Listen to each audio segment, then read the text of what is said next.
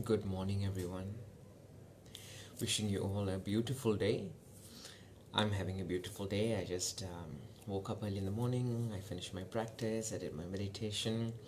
I did my asana practice. I read a little bit of what I would like to share with you. And here I am, just waiting for some of you to come up. Yeah. And hopefully you got to watch yesterday's breathing practice, a pranayama practice, and the way that I have broken the class into two parts. Yes, good morning to everyone. Hari Om to everyone. Yeah, I'm just going to push the comments to the side, otherwise I get distracted. Yeah. Yeah. So if you got to watch yesterday's class, I divided the class into two parts. I begin with sensing the body. I call it again the sensing the weather and the climate of the body. How does your body feel at that moment without making major changes to how you feel or any kind of modification, rather feeling how the body is that morning or that time at that period, and have a sense of acceptance of how the body is, to understand why the body is feeling that way, or just even not translating any sensation that's coming, but just being there like a movie projected on a screen. The screen is just there supporting all that different roles and characters that are projected, or movie genres that are projected on the screen. In the same way, imagine this morning as this body is a movie, is a role, as a character that is projected on this screen called consciousness.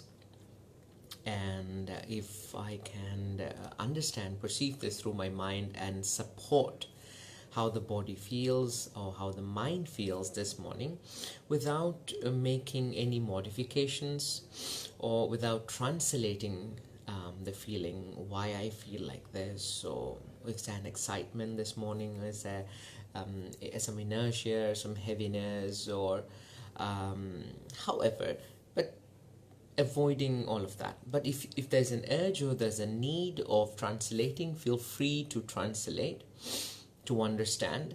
But I would like to invite you to have a sense of acceptance rather than trying to translate, but just be there for how the body is at that moment. And much of this exploration for the period of my quarantine here is about acceptance, accepting the body to be how it is. If you looked at my post just after yesterday's class about being good at being me, most of the time, generally, I'm saying generally in yoga classes, we are generally thought to be better at doing something so that we can be better at observing ourselves. So I'm not so much of a promoter of that. So for me, the entire practice of yoga is that to be better at observing myself anyways in different movements or in different compositions, in different dimensions, in different directions. I'm always there.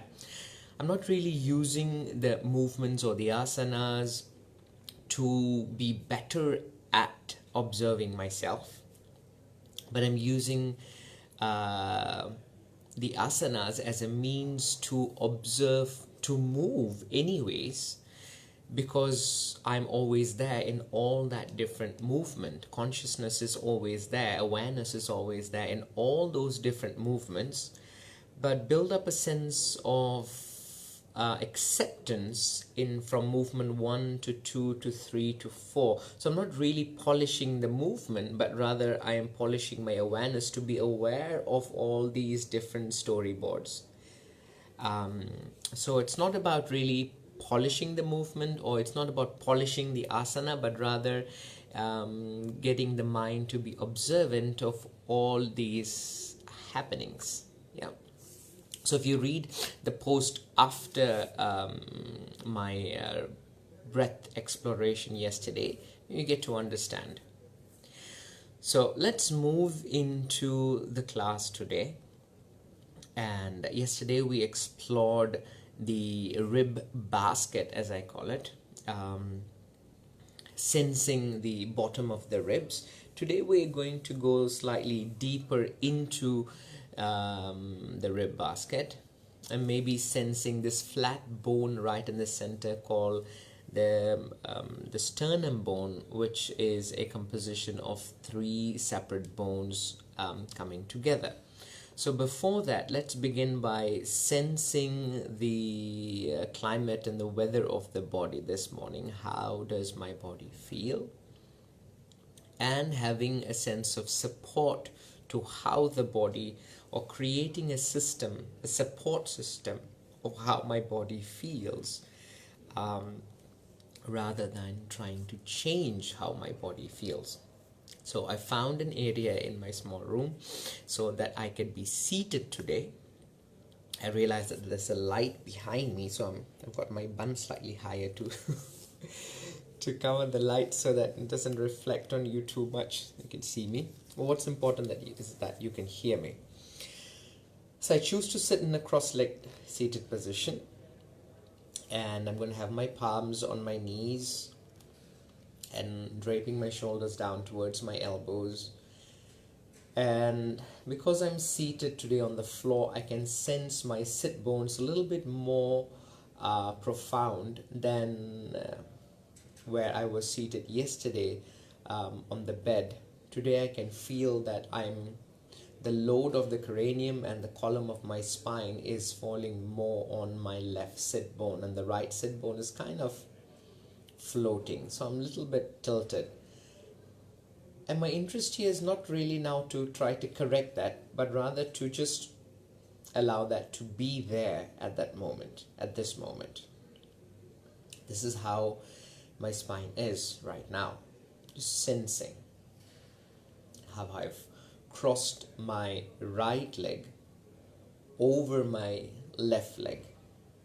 So my right leg is above, and underneath my right leg is my left leg. I'm sensing that.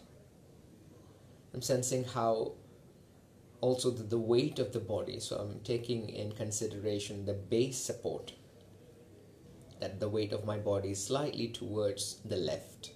And how about yours? You may be supine, you may be lying on your back, or seated or standing. Find out your base support, and how's that base support in relation to the floor. I find that I'm slightly more to the left, and I'm not changing that. I'm being with that.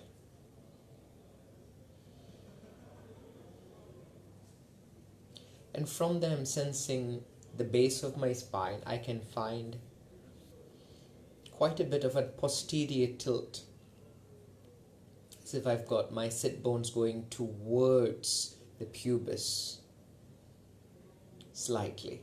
So it's not really at all with a natural anterior tilt on the sacral region, but here there's a little bit of a dip, because I'm not putting efforts to lift or raise myself up. Shoulders are draping, they're relaxed. The sides of the trunk are fairly lifted up. Elbows are heavy. Fingers are slightly cold.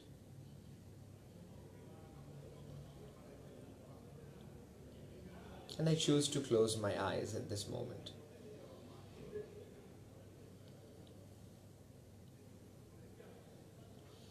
And I can perceive conversations coming from the lower floor.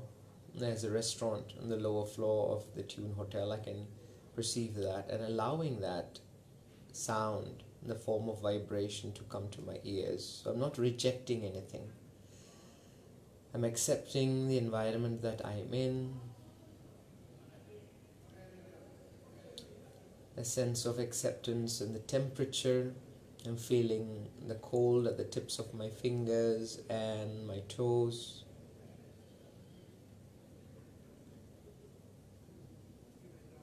I can feel the fabric on my body.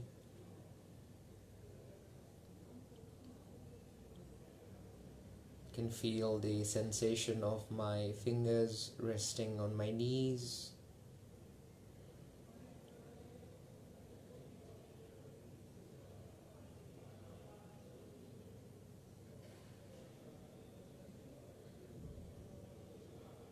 And I can feel some dryness in my mouth and the lips.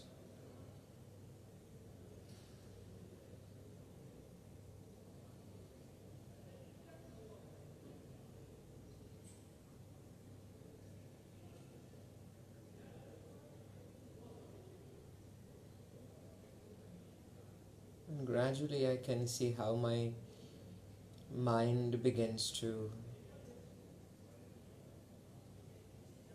move towards my breath, so that there are little snapshots of my breath coming into my mind in very short formats. It isn't planned, they're not modified.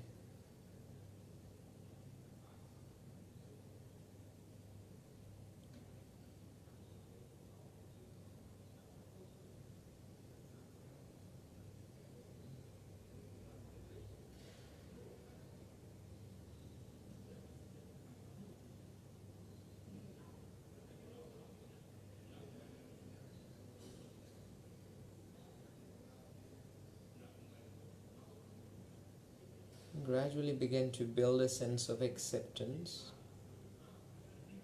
relationship with this body, maybe through the senses, what you hear, what you taste, what you feel. Even if your eyes are open, what you see.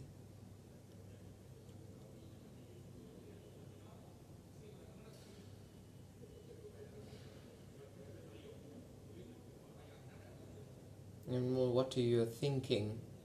Not trying to change by eliminating any particular thought, but just being there for every thought to appear and disappear.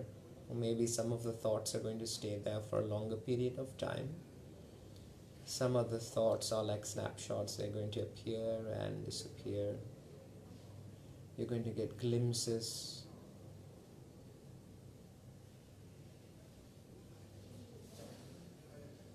Can we invite that imaginary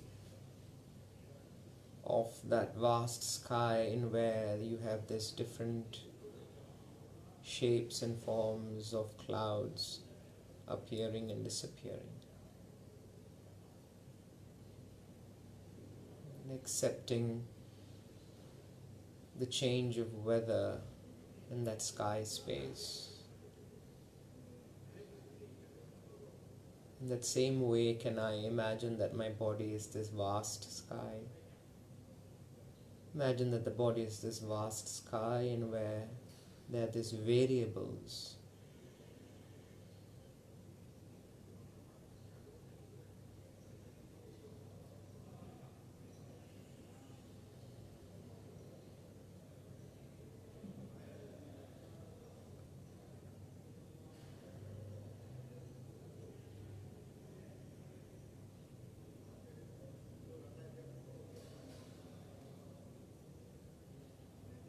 And slowly, if your eyes are closed, we can open our eyes. The sense of acceptance of how the body is, or where or what the body feels.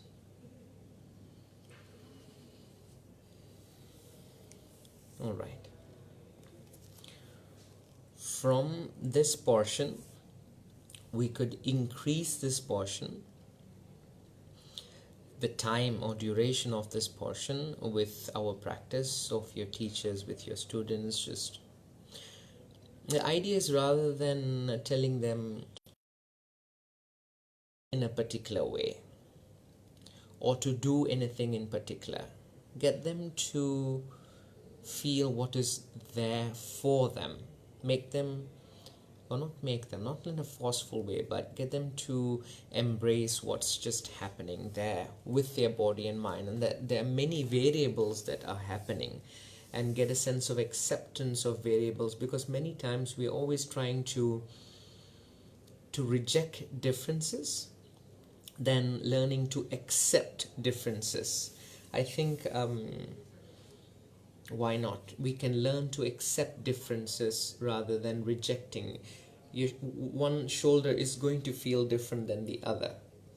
One side of the leg is going to feel different from the other because it is different. And learning to accept the differences may allow us to grow, to see the world in differences. So maybe we can encourage our students to feel that way, or maybe you can encourage yourself as a practitioner to understand differences and have a sense of acceptance, like that screen, the movie screen, in where all these different movies are projected on. So the screen is just there, your consciousness is just there, embracing and accepting all the variables. Now, if you remember yesterday's class, some parts of yesterday's class, where we were trying to sense the ribs, and we kind of were trying to understand that the rib has this dome-like shape. The upper part of the rib is the opening at the upper part of the rib basket, I would say, is smaller, and the lower part is wider. And then you have this dome-like shape from the top to the bottom.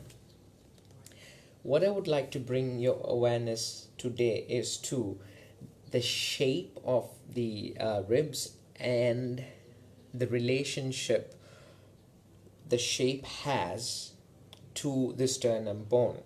So if we look at our rib basket, I'm trying to figure out how can I make this image larger for you. Okay, working at present. The spinal column, that's the ribs coming slightly down. Can you see how it comes down? Are we back? Yep.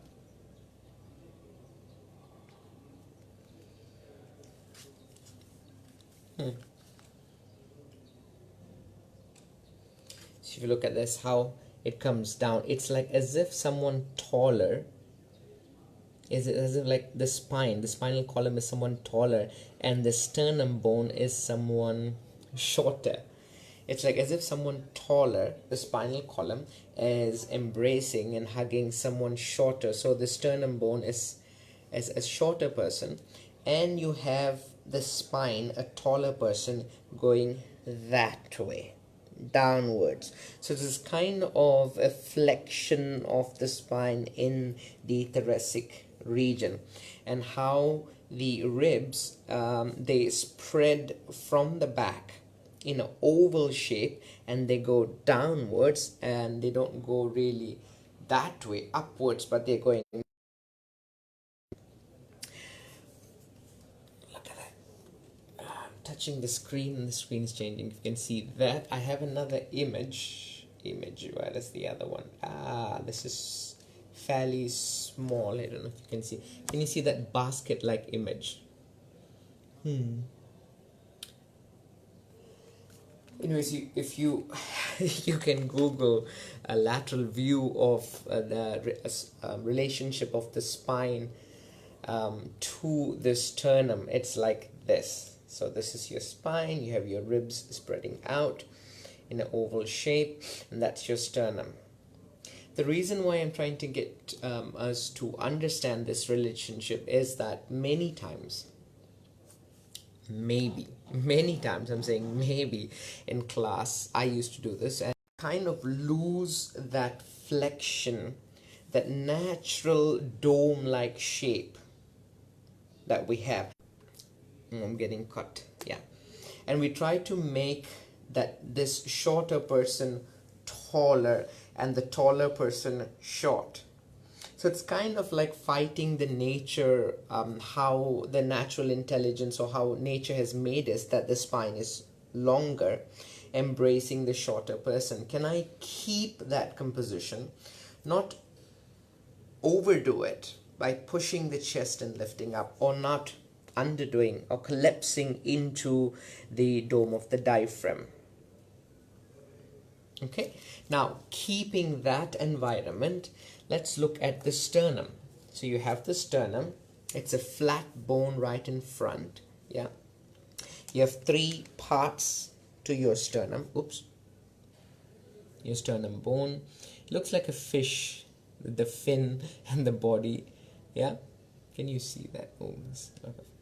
And then the top part is your manubrium, and then you have the body of the sternum, and then you have the xiphoid process right at the bottom. That's the lateral view here. And this is the front view here. And what's special about the sternum bone is that the sternum bone is not flat in front, it's slightly angular. So from the manubrium to the sternum body, from the first top bone, it's like a little square cookie. Yeah, maybe not really square, but, and then you have the sternum coming there. There's a little angle there. That angle kind of suggests how the ribs, the entire shape of the rib is. So it's slightly that way. If this is my spine, so the sternum bone is sitting like this, and it's not sitting like this, it's sitting like that. So they're kind of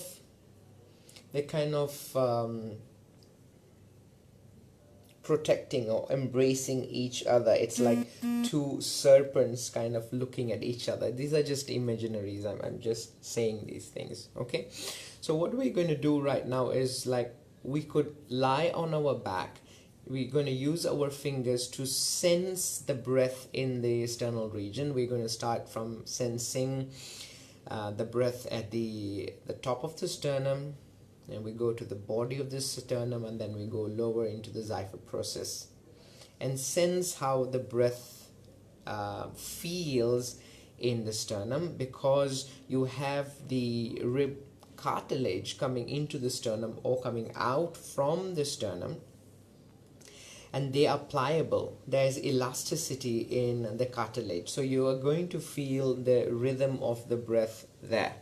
Okay, so you could lie down, you could sit up. I'm going to try to lie down and see if that happens. I'm going to try to lie down. Okay, it's the entrance of the Tune Hotel. I'm going to try to lie down. And what's beautiful about lying down is that you could now feel how your ribs, they kind of spread and open out to the sides in relation to gravity. Rather, when you sit, you may not have that spreading of the ribs out to the sides. Can you sense that, how the ribs, they kind of open out to the sides and they splay?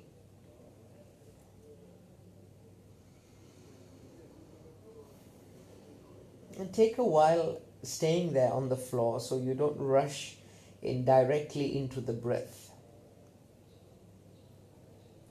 And like yesterday, we began by sensing the bottom of the ribs, which is a larger part of your ribs, the dome shape, which is wider. Let's start by keeping our fingers in that wider dome of your rib. And before we go directly into the breath, let's begin by sensing or feeling the fabric if you're wearing clothes.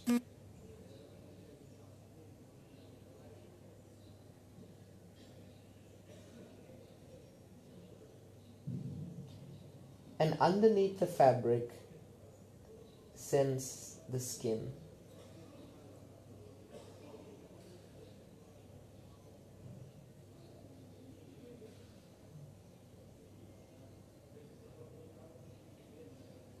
And underneath the skin, you have the thin layer of flesh, very thin layer.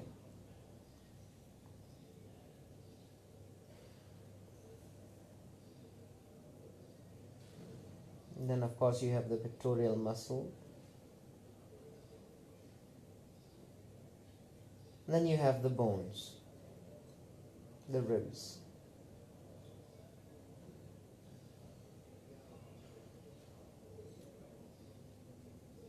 And now underneath the rib bone, you have your lungs.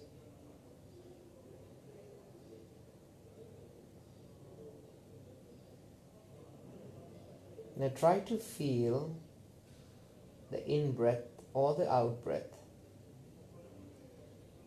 from underneath your ribs. So it's not something that you are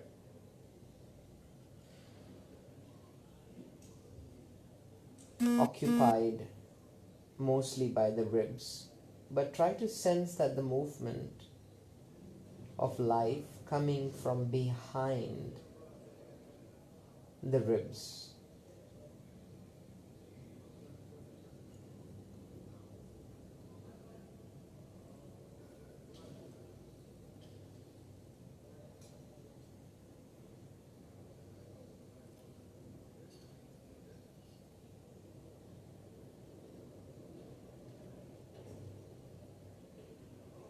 So from the lungs,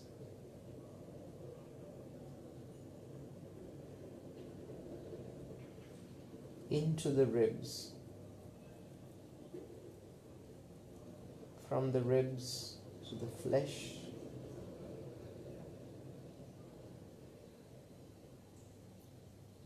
from the flesh to the skin,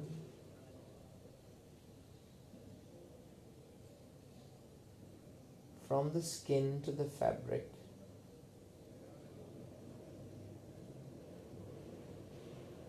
and from the fabric to your fingers and thumb.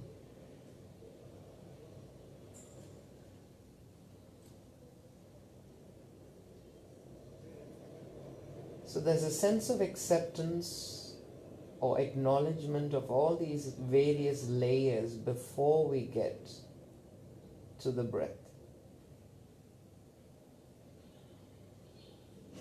So we perceive and understand that it's not a direct perception. We acknowledge all the different layers that are supposedly covering the breath.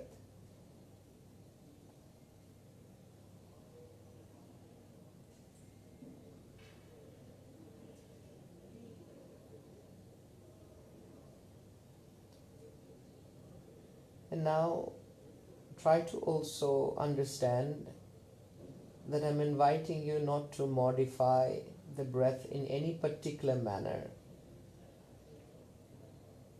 as this is not a technique-based practice. This is not coming from anywhere, except embracing what is coming from your body right now. So you don't have to make your breath become anything, but just, the word just could be complex, but being aware of what is there right now.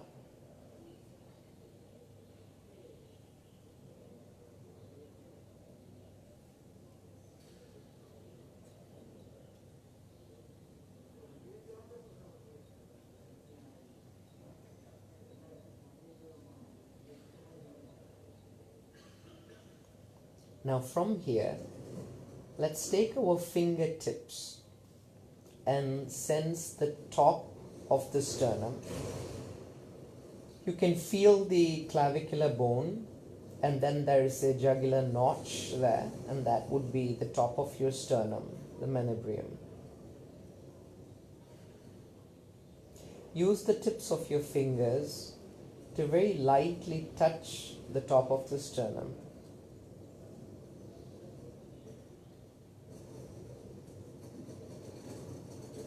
And sense your breath, or if you could sense any kind of movement.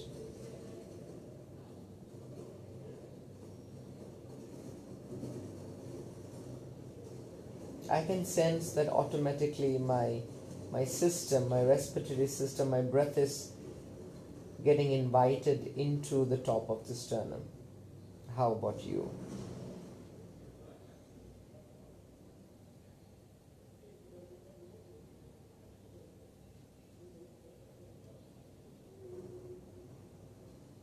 And try to feel the breath coming from underneath the ribs, from the lungs.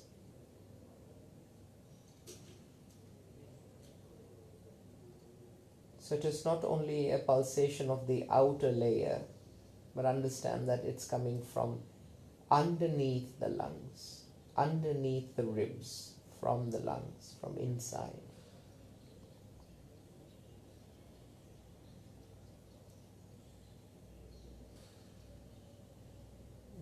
As I breathe in from the inside of the lungs into the ribs, into the sternum, into the skin, and into my fingers.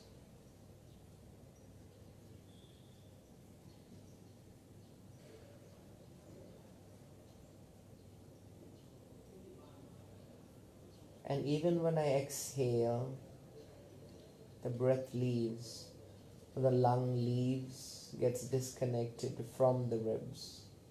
Ribs away from the flesh, flesh away from the skin away from the fingers.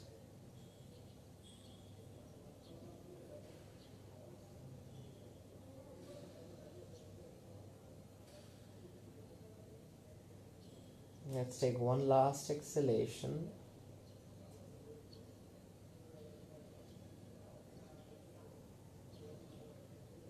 And now let's move into the body of the sternum, slightly to the center of the sternum. You can fairly rest your elbows down.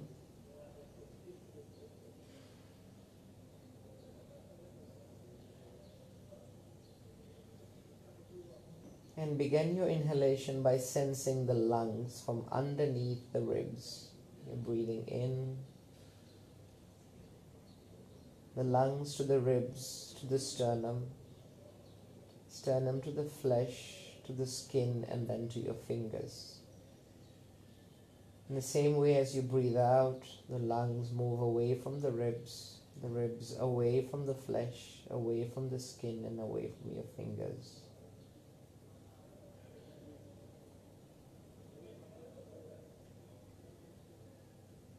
See if you can perceive this pulsation, this breath from inside out.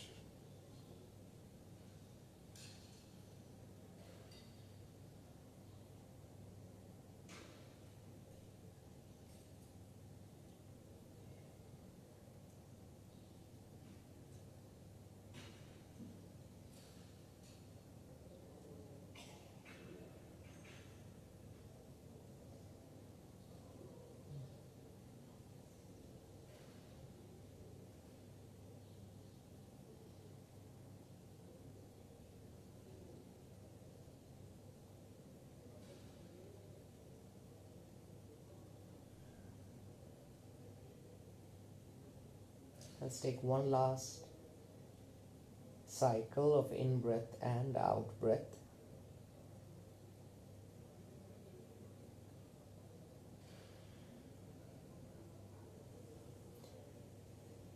And then shift the fingers further down towards the xiphoid process. You have a fair understanding of where it is, right at the bottom of the sternum.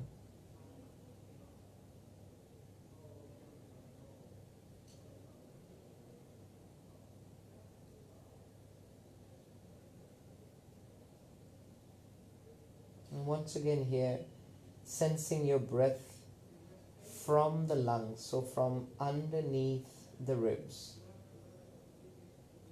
So we don't get preoccupied by the movement. So there is a very progressive and gentle acceptance of from where the rhythm comes from.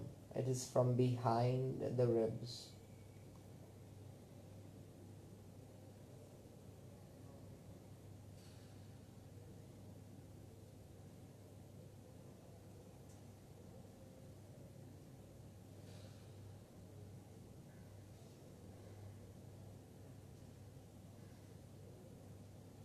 Continue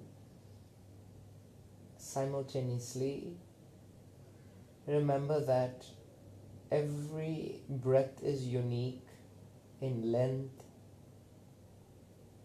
every breath is unique in quantity, every breath is unique in velocity.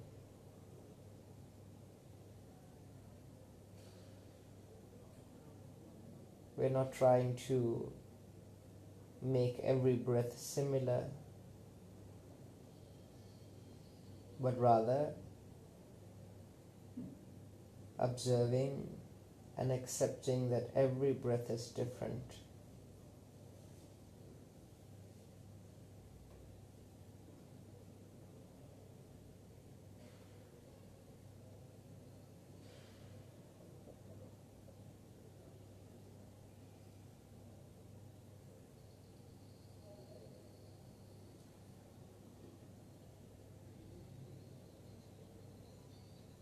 We take one last cycle.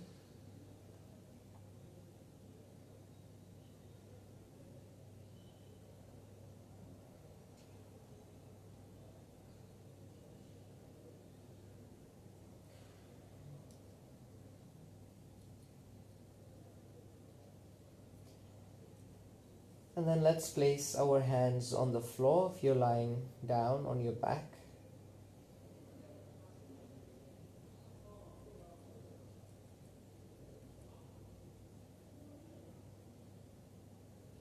See if you can sense the imprint of your fingers previously on your sternum region.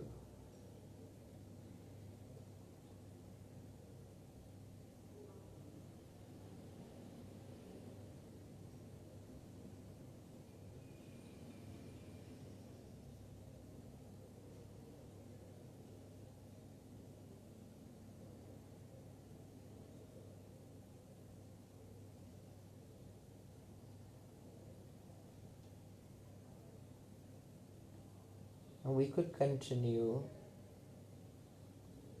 If you would like to continue, just continue sensing your breath,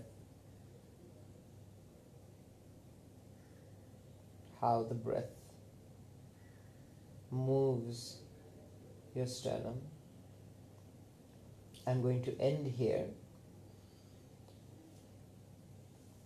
I'm going to bend my knees and roll to the side to come up.